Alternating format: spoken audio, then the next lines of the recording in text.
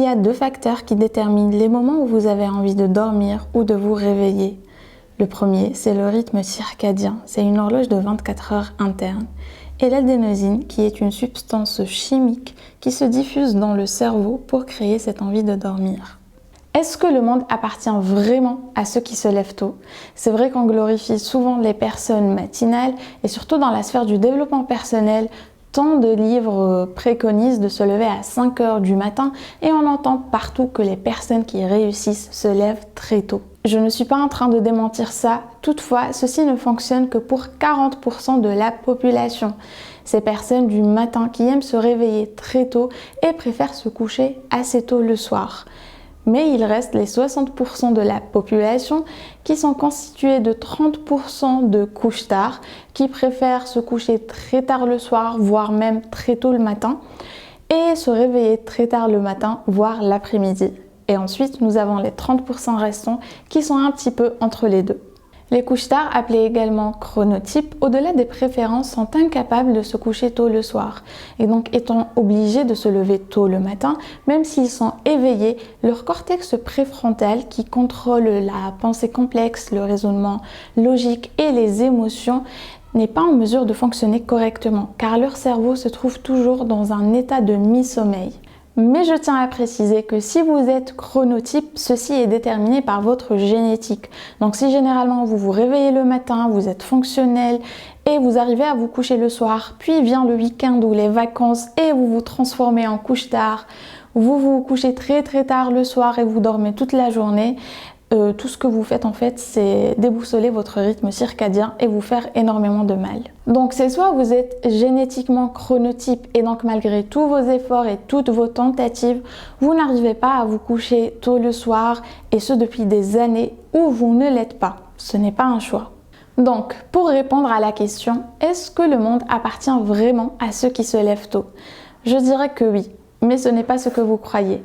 Même si ma réponse est affirmative, elle n'affirme pas que seulement ceux qui se lèvent tôt réussissent, qui sont plus productifs et plus heureux, mais plutôt que notre société, l'organisation de notre société favorise les lève-tôt.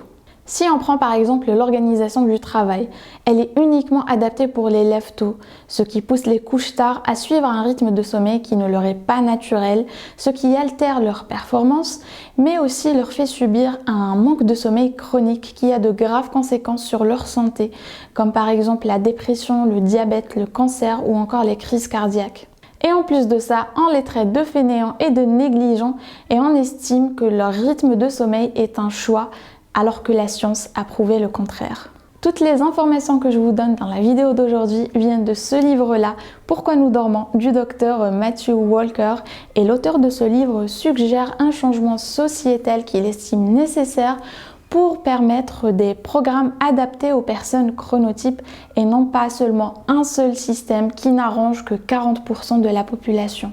Et même si je pense qu'il nous reste un petit bout de chemin avant de voir ce changement se réaliser, je pense aussi qu'entre-temps on peut faire de grands pas en comprenant que tous les humains n'ont pas le même rythme de sommeil. Commencez par déterminer de quelle catégorie vous faites partie. Ceci vous permettra de mieux comprendre vos besoins et d'adapter votre vie dans la mesure du possible pour y répondre, mais aussi pour déterminer à quel moment de la journée vous fonctionnez de manière optimale, ce qui vous permettra d'être plus efficace et plus productif. Ensuite, ce serait sympa d'essayer de comprendre le rythme du sommeil de vos proches et s'ils sont chronotypes, peut-être arrêter de les blâmer pour un rythme de sommeil qui est déterminé et programmé par leur ADN. Et enfin, je dirais qu'il serait grand temps d'arrêter de vanter le fait de se lever tôt comme étant un ingrédient indispensable de la recette de la réussite, alors que ceci ne convient qu'à 40% de la population. Et c'est vrai que pendant très longtemps, j'ai pensé qu'il fallait que je me lève très tôt si je voulais réussir, si je voulais accomplir mes objectifs.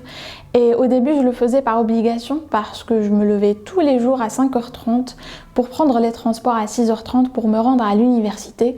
Mais après ça, j'essayais de garder ce rythme et de me lever tous les jours à 5h30. Je faisais de la méditation, du sport, du yoga.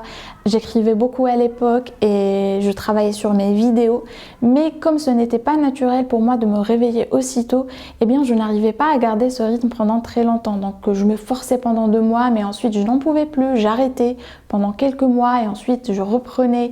Et je me disais à chaque fois que si je persévérais, j'allais m'y habituer, alors que cela faisait des années que j'essayais, en fait, je ne m'y étais jamais habituée.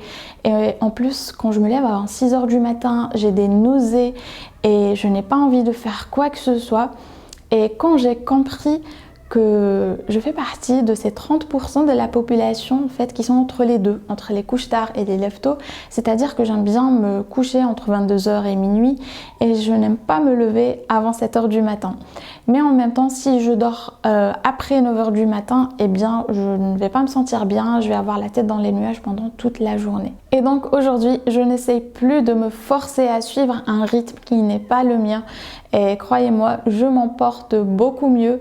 Bien au contraire, c'est vrai que quand on se force à se lever tôt alors qu'on n'est pas naturellement un lève-tôt, on va se retrouver, comme je vous l'ai dit, en manque de sommeil et souvent épuisé toute la journée sans avoir en fait aucun moment de la journée où on est productif, alors que par exemple les personnes chronotypes, les couches tard, sont beaucoup plus productifs en fin d'après-midi et le soir. Donc comme je vous l'ai dit, toutes les informations dont je vous ai parlé se trouvent dans ce livre-là, Pourquoi nous dormons. Je le trouve très intéressant, je suis en train de le lire, j'ai lu je pense une 60aine de pages jusqu'à présent. Et d'ailleurs dans une prochaine vidéo, je vais vous parler de caféine et de nuit blanche parce que le chapitre qui en parle ici a répondu à plein de questions que je me suis toujours posées sur ces sujets-là. Donc n'hésitez pas à vous abonner si ce n'est pas déjà fait pour ne pas rater mes prochaines vidéos. Et moi je vous retrouve la semaine prochaine pour une nouvelle vidéo.